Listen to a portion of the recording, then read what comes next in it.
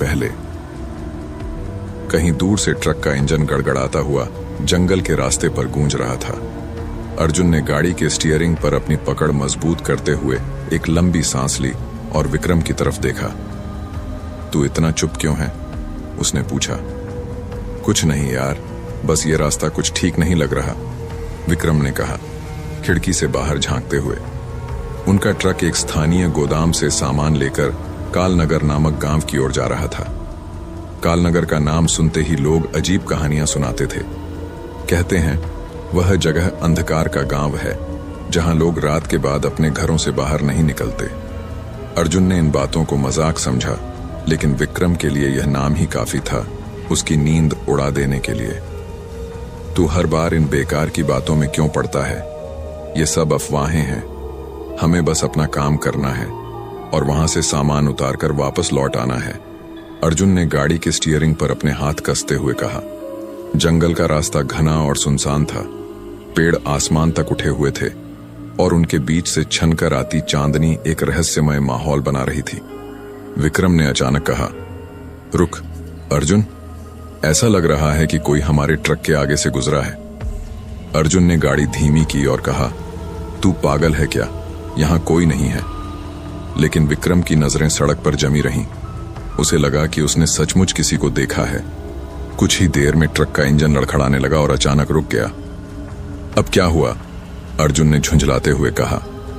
वह ट्रक से नीचे उतरा और बोनट खोलने लगा।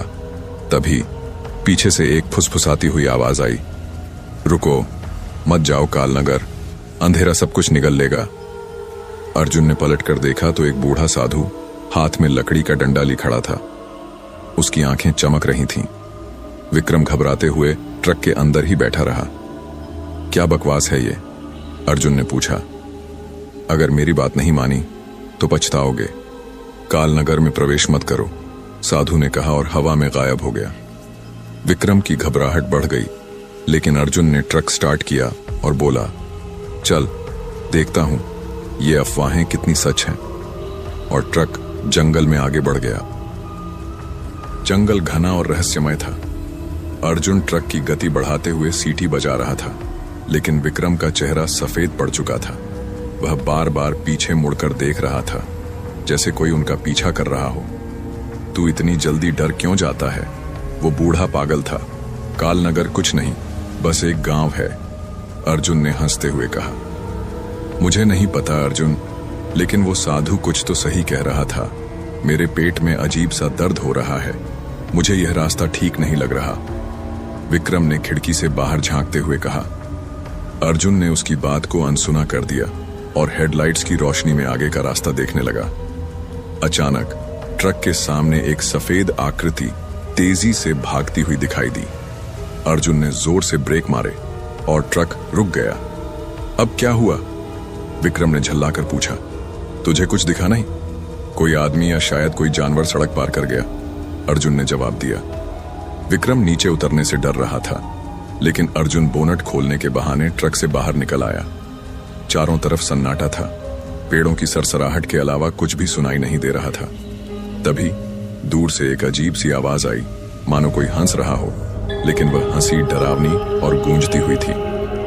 विक्रम ने अंदर से चिल्लाकर कहा, अर्जुन वापस आ, मुझे ये जगह सही नहीं लग रही। अर्जुन ने इग्निशन चालू करने की कोशिश की, लेकिन ट्रक स्टार्ट नहीं हुआ। जैसे ही उसने बोनट बंद किया, हवा में अचानक ठंडक बढ़ गई। अर्जुन को ऐसा लगा जैसे कोई उसके पास खड़ा हो और उसे घूर रहा हो। तूने सुना? अर्जुन ने पूछा। क्या? विक्रम की आवाज कांप रही थी, जैसे किसी ने मेरा नाम लिया। विक्रम ने जल्दी से खिड़की बंद कर ली और कहा, अब भी समय है अर्जुन, हम वापस चल सकते हैं। लेकिन अर्जुन अपनी जिद पर अड़ा रहा। उसने ट्रक दोबारा स्टार्ट करने की कोशिश की और इस बार ट्रक चालू हो गया। देख, कुछ नहीं होगा, बस डरना छोड़ और बैठ, अर्जुन ने कहा। जैसे ही ट्रक आगे बढ़ा, सड़क किनारे के पेड़ और गहरी छायाएं पहले से भी ज्यादा डरावनी लगने लगी और फिर पीछे से वही हंसी फिर से सुनाई दी। अब तो अर्जुन भी चुप हो गया। ट्रक की हेडलाइट्स अब कालनगर के पहले घर पर पड़ी। गांव में घनी धुंध थी और हर जगह एक अजीब सी खामोशी छाई हुई थी। अर्जुन और विक्रम ने चारों ओर नजर दौड़ाई। सड़कें सूनी थीं और हर घर की खिड़कियां और दरवाजे बंद थे। ऐसा लग रहा था कि गांव में कोई नहीं रहता। ये जगह, ये तो बिल्कुल वीरान है, विक्रम ने खिड़की से बाहर झांकते हुए कहा। उसकी आवाज कांप रही थी। यहाँ के लोग शायद जल्दी सो जाते हैं, अर्जुन ने ट्रक रोकते हुए कहा।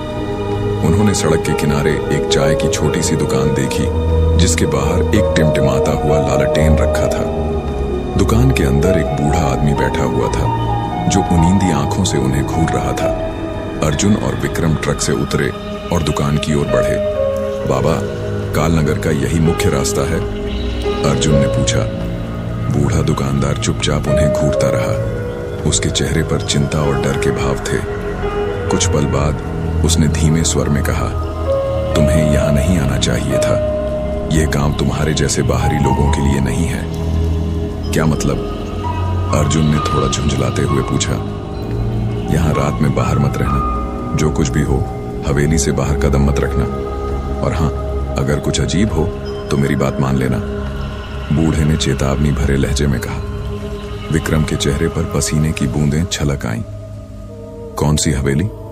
बूढ़े ने गांव के अंत में स्थित एक पुरानी हवेली की ओर इशारा किया। वहीं तुम्हें रुकना होगा। गांव में अब और कोई ठिकाना नहीं है। अर्जुन ने उसकी बातों को ज्यादा तवज्जो नहीं दी और कहा, ठीक है बाबा, हमें बस रात बितानी है, फिर सुबह हम यहां से निकल जाएंगे। बूढ़े ने उन्हें लालटेन देते हुए कहा, ये साथ ले जाओ, वहां बिजली नहीं है। और याद रखना, रात को कोई आवाज सुनाई दे तो खिड़की मत खोलना। अर्जुन ने सिर हिलाया और लालटेन लेकर विक्रम के साथ ट्रक की ओर बढ़ा। विक्रम ने डर से धीमी आवाज में कहा, अर्जुन, मुझे ये जगह बिल्कुल ठीक नहीं लग रही। हम यहीं ट्रक में क्यों नहीं रुक जाते? पागल मत बन। ट्रक में पूरी रात रुकेंगे तो सुबह काम कैसे करेंगे? अर्जुन ने गाड़ी स्टार्ट करते हुए कहा। हवेली की ओर बढ़ते हुए उन्हें महसूस हुआ कि अंधेरा और घना हो गया था। जैसे ही ट्रक हवेली के पास रुका, अर्जुन ने दूर एक छाया को देखा, लेकिन जब उसने गौर से देखा तो वहां कुछ नहीं था। शायद मेरी आंखों का धोखा है, उसने खुद से कहा। हवेली के दरवाजे चरमराते हुए खुले और भीतर अजीब सन्नाटा पसरा था। अर्जुन और विक्रम ने कदम रखते ही महसूस किया कि यह रात आसान नहीं होने वाली थी। हवेली के अंदर कदम रखते ही अर्जुन और विक्रम ने महसूस किया कि हवा ठंडी और भारी